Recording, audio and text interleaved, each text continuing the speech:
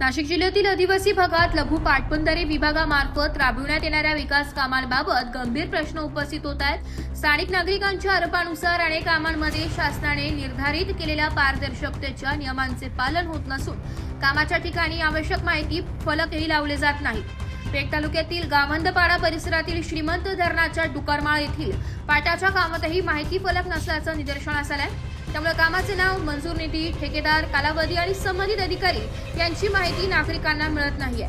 यामुळे कामाच्या पारदर्शकतेवर प्रश्नचिन्ह निर्माण झालंय।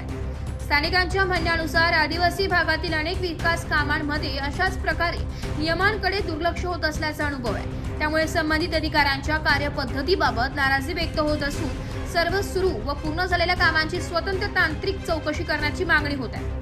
नागरिकांनी लघु पाटबंधारे मंडळ नाशिक यांच्या अधीक्षक अभियंत्यांकडे लेखी तक्रार करून संबंधित कामांची प्रत्यक्ष पाहणी, माहिती फलक अनिवार्य करण्याची कार्यवाही, कामाच्या गुणवत्तेची तपासणी आणि नियमांचे उल्लंघन झाल्यास संबंधित अधिकारी व ठेकेदारांवर कठोर कारवाई करण्याची मागणी केली आहे।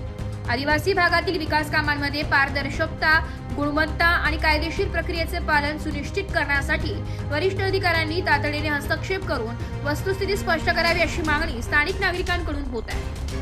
रिपोर्ट नाशिक लोकशाही न्यूज नाशिक।